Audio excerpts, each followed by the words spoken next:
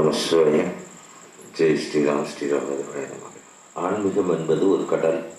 சரியா?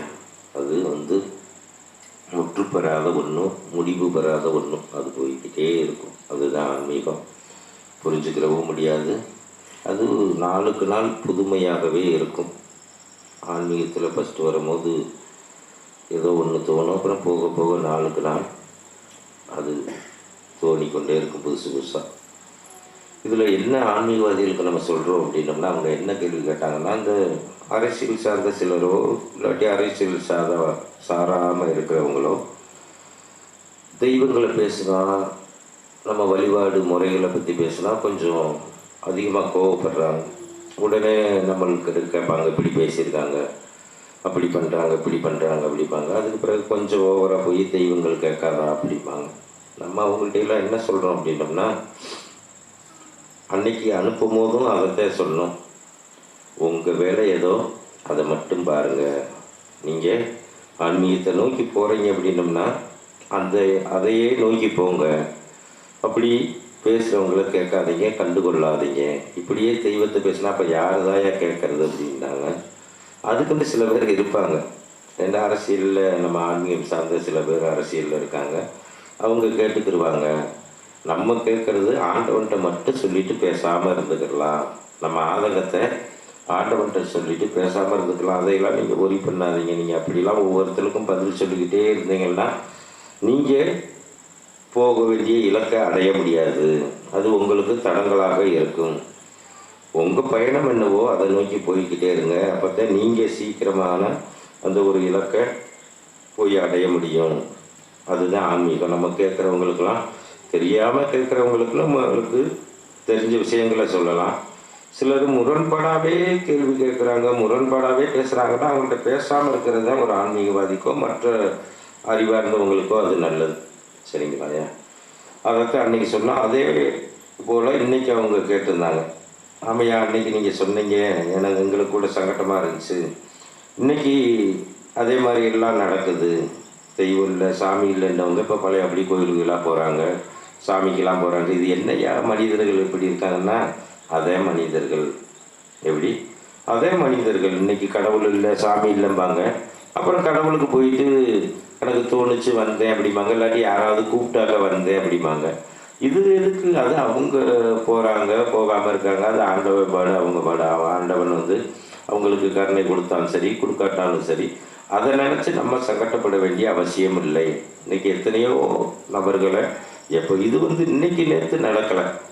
சாமி இல்லைங்கிறதும் இருக்குங்கிறதும் என்னைக்கு மனுஷன் அந்த கடவுள்னு ஒன்று வச்சு வழிபட்டானோ அன்னைக்குலேருந்து இது இருக்கத்தான் செய்யுது. இன்னைக்கு புதுசாக ஒன்றும் யாரும் சாமி இல்லை, கடவுள் இல்லைன்னு சொல்லலை, யாரும் சாமியை திட்டலை. என்னைக்கு வழிபாடுன்னு ஒன்று ஆரம்பித்தாங்களோ அன்னைக்கிலேருந்து சில பேர் இருக்குங்கிறதும் சில பேர் இல்லைங்கிறதும் அது போய்கிட்டே தான் இருக்குது. நம்மளுக்கு நம்ம மனசுக்கு என்ன தோணுதோ அதை செய்யணும், அவ்வளவுதான். அதே மாதிரி நம்ம தனி நபர்களுக்கு சொல்கிறோம். அவங்களுக்காண்டி வாழணும், இவங்களுக்காண்டி வாழணும் அப்படின்னோம்னா நம்ம வாழ்க்கை வீணாக போயிடும். சரியா? கொஞ்சம் அனுசரித்து போக வேண்டிய இலக்கில் போயிட்டு நம்ம இலக்கை நோக்கி நம்ம போய்கிட்டு இருக்கணுமே தவிர நம்ம அவங்க அதை பேசுகிறாங்க, இவங்க இதை பேசுகிறாங்க அப்படின்ட்டு நம்ம மாறிக்கிட்டே இருந்தோம்னா நம்ம எத்தனை பேருக்காண்டி மாற முடியும்? அதனால் நம்மளுக்குன்னு ஒரு இலக்கு இருக்கணும், நம்மளுக்குன்னு ஒரு பயணம் இருக்கணும். அதை நோக்கி பயணிக்கணுமே தவிர நம்ம ஒவ்வொருத்தருக்கும் அவங்களுக்கு சில பேருக்கு வேலை வெட்டி இருக்காது. இப்போ நிறைய பேர் அந்த வேலையைத்தான் பார்க்குறாங்க. எப்படி? அவங்க வேலையை பார்க்குறதில்ல, அடுத்தவங்க வேலையவே தான் அதிகபட்சமான பேர் பார்த்து கொண்டே இருப்பாங்க. அவங்க அப்படி, இவங்க அப்படி, இதை வச்சே அவங்களுக்கு குழப்பத்தில் ஓடும். அதுபோல தான் அவங்க இப்போ நம்மளும் நியூஸை கேட்டாலும் சரி, எந்த ஒரு யூடியூப் சேனல் என்னதை பார்த்தாலும் அடுத்தவங்களை குறை சொல்கிறதும் அதிகமான நபர்கள் இருக்கிறாங்க. அவங்க அதே பொழப்பாக நடத்துகிறாங்க. அதனால் நம்ம பயணத்தை நோக்கி நம்ம போகணும். சரியா? அப்போது அதில் ஒரு சிலர் கேட்டாங்க, அப்போ நம்மளையே பேசுகிறாங்களே அப்படின்னாங்க. காது கேட்காத மாதிரி போங்க அப்படின்னாச்சு. இப்போ நம்மள்கிட்ட ஆரம்பத்துலேருந்து எவ்வளோ பேரை பேசுவாங்க, எவ்வளோ பேரை சொல்லுவாங்க, அந்த உங்களை அங்கே பேசுகிறாங்க, இங்கே பேசுகிறாங்க.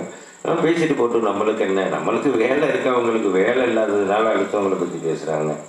ரைட்டாயா? அதனால் சாமி இருக்குன்னு சொன்னாலும் நீங்கள் பெருமைப்பட வேண்டாம், சாமி இல்லைன்னு சொன்னாலும் வருத்தப்பட வேண்டாம். ரைட்டா? நீங்கள் உணர்றீங்களா? உங்களுக்கு நம்பிக்கை இருக்கா? உங்களுக்கு நம்பிக்கை இல்லாட்டாலும் அந்த இடத்துக்கு போகாதீங்க. அது சாமி மேலே நம்பிக்கை இல்லை அப்படின்னோம்னா அது போக தேவையில்லை. எனக்கு நம்பிக்கை இருக்குது, கும்பிட்டுக்கிற வேண்டியதான், அவ்வளவுதான். சரியா? இந்த மதம் அப்படியாப்பட்ட மதம். யாரையும் கண்ட்ரோல் பண்ணாது, வாண்டு சொல்லாது, வராட்டாலும் ஏன் வரலன்னு கேட்காது. அதுக்கு நம்ம பிடிச்சது மாதிரி நடந்தால், தெய்வத்துக்கு நம்ம பிடிச்சது மாதிரி நடந்தோம்னா அது வந்து கேட்கும். அது நம்மளே உணர்ந்துருக்கோம். ஏன் வரலன்னு கேட்கும், ஏன் எனக்கு இன்னது பண்ணலன்னு கேட்கும்.